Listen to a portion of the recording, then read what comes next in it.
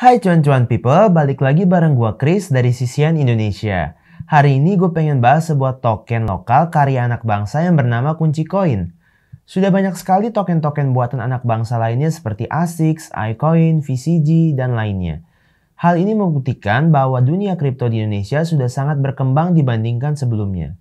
Sebelum gue masuk ke videonya, gue ingetin ke kalian kalau di sini Sisian Indonesia hanya memberikan informasi yang bersifat mengedukasi, bukan pemberi saran untuk melakukan jual beli aset maupun penasehatan keuangan. Ya, gue bakal coba untuk mengupas tuntas apa itu kunci koin pada video kali ini. Check this project overview video.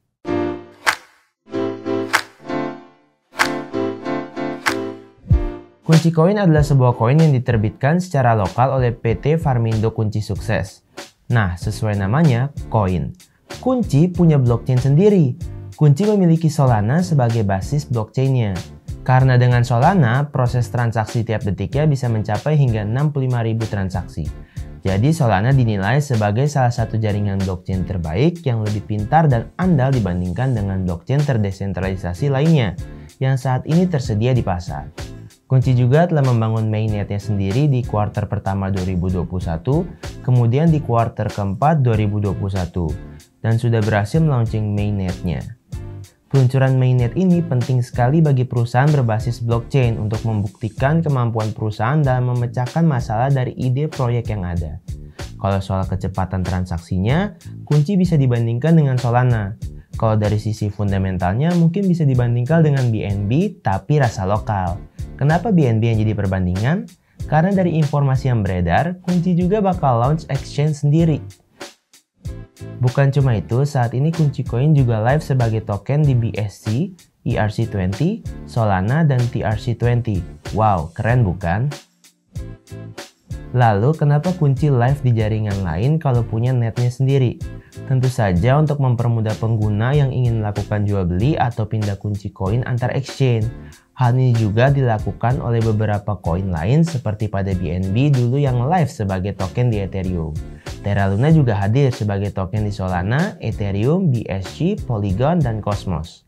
Oh iya, kunci koin ini bukan token micin seperti yang banyak terbit di Indonesia. Kunci ini adalah sebuah token karena mempunyai blockchain sendiri dan memfasilitasi aplikasi terdesentral untuk beroperasi di atas blockchainnya. Sementara itu, kalau token receh nggak punya blockchain dan numpang di blockchain milik orang lain. Terus apa sih keunggulan kunci koin dibandingkan koin lokal yang lain? Kalau dari hasil research gua, kunci ini adalah salah satu proyek terniat dari Indonesia dan bisa dibilang nggak main-main dalam pengerjaannya. Hal ini dibuktikan dengan keberhasilan kunci yang sudah listing di 15 exchange. Artinya kunci ini well funded karena untuk bisa listing di aneka centralized exchange membutuhkan biaya yang nggak murah loh. 15 exchange yang dilisting antara lain adalah Indodex, Maxi, Lbank, PancakeSwap, Probit, Global, XT.com, AAX, WHO, BKX, CoinTiger, Bitforex, Digin Finance, Hotbit, dan Bitmark. Selain itu, kalau tentang kecepatan, saat ini kunci bisa memproses transaksi dengan kecepatan hingga 50.000 transaksi per detik. Dan nanti kalau networknya sudah makin berkembang, digadang-gadang kunci koin bisa memproses hingga 700.000 transaksi per detiknya.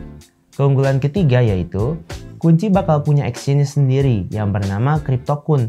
Dengan CryptoKun ini memungkinkan kunci koin akan jadi token utility di exchange ini. Kalau rencana ini berhasil dijalankan, maka akan terjadi exchange pertama di Indonesia yang punya chainnya sendiri. Keunggulan yang keempat dan kelima adalah sesuatu yang bermanfaat buat lo yang punya kunci koin. Di sini lo bisa stake dan mining. Lagi-lagi ini bisa terjadi karena kunci punya blockchain sendiri. Jadi lo bisa dapat income dari mining atau validasi transaksi di networknya. Dan kalau lo jadi miner di networknya, pastinya juga bisa dapat passive income serta capital gain saat semua proyek kunci sudah terrealisasi. Yang keenam, kunci juga diterima sebagai medium of payment. Saat ini yang menerima kunci sebagai pembayaran adalah J Hotel Tanjung Benoa yang berada di Kuta Bali. Pembayaran ini didukung oleh Yuk App sebagai partner aplikasi payment gateway yang sudah berlisensi. Kunci juga digunakan sebagai loyalty program dari jaringan hotel Artotel Group. Sebuah big deal yang sangat baik karena grup ini punya banyak sekali cabang di mana-mana. Keunggulan ke-8 dari Kunci adalah sebagai game provider. Sekarang Kunci adalah menerbitkan 2 game secara in-house. Game tersebut adalah Kunci Army dan Kunci United. Mengingat Kunci ini menggunakan Solana sebagai forknya, nantinya pasti akan ada game yang juga diterbitkan oleh developer lain di network milik Kunci. Keunggulan ke-9 yaitu Kunci juga berpartner dengan berbagai bisnis di sektor real. Contohnya adalah Funesia yang merupakan aplikasi di mana para penghobi buku, game, dan main game ketemu. Selain itu, Kunci juga berpartner dengan Arjuna 2 yang memberikan keuntungan bagi penggunanya berupa bonus, diskon, bahkan upgrade untuk pembelian solar panel Arjuna 2. Keunggulan lainnya yaitu seperti yang kita tahu, Kunci juga akan meluncurkan metaverse-nya sendiri. Karena itu, Kunci pun berpartner dengan Omni VR sebagai alat pengembangan pada metaverse dan NFT-nya.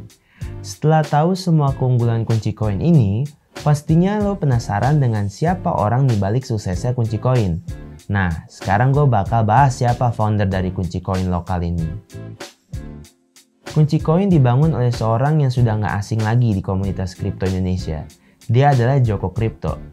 Joko Crypto ini adalah seorang miners dan trader kripto sejak tahun 2015 dengan 23.000 mesin tambang kripto. Dia menjadi dikenal sebagai salah satu kripto miner terbesar di Indonesia. Ternyata Joko Crypto tidak hanya sendirian mendirikan Kunci Coin.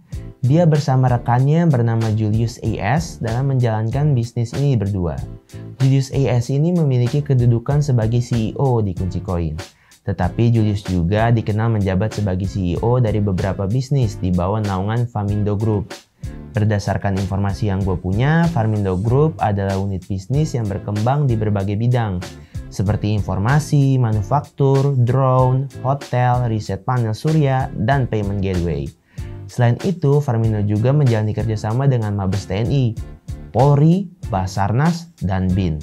Mereka berdua pun memiliki banyak sekali koneksi pendukung yang sangat menguntungkan bagi bisnis mereka.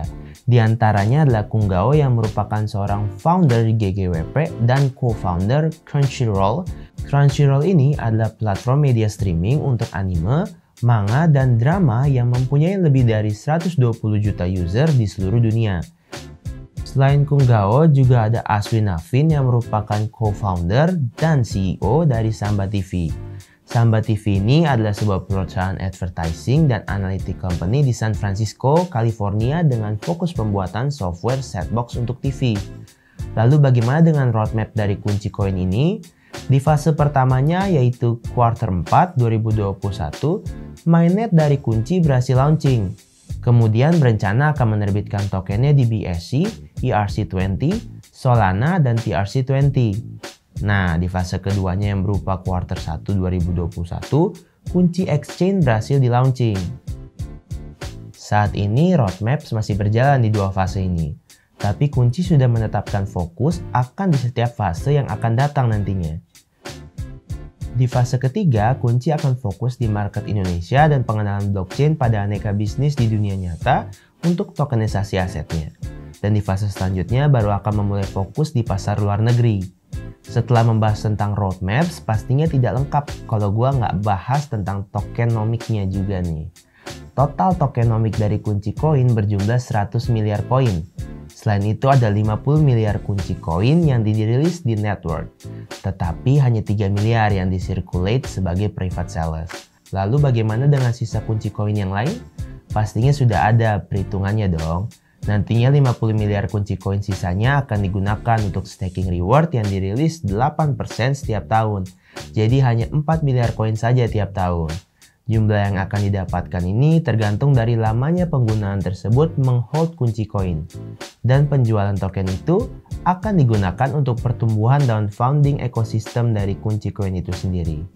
Kalau untuk white paper direncanakan 40% untuk product development, 30% untuk marketing, 15% untuk partnership, dan 15% sisanya untuk administrasi dan pembayaran karyawan. Memang banyak sekali pertanyaan yang muncul akan masa depan Kunci Coin ini. Dari informasi yang udah gue berikan tadi, menurut lo bagaimana? Apakah Kunci layak untuk dikoleksi? Dan menurut lo bagaimana dengan perkembangan Kunci nantinya? Tulis opini lo di kolom komentar ya. Segini dulu informasi dari gue tentang project lokal satu ini. Sampai jumpa di video kita selanjutnya. Bye bye cuan-cuan people.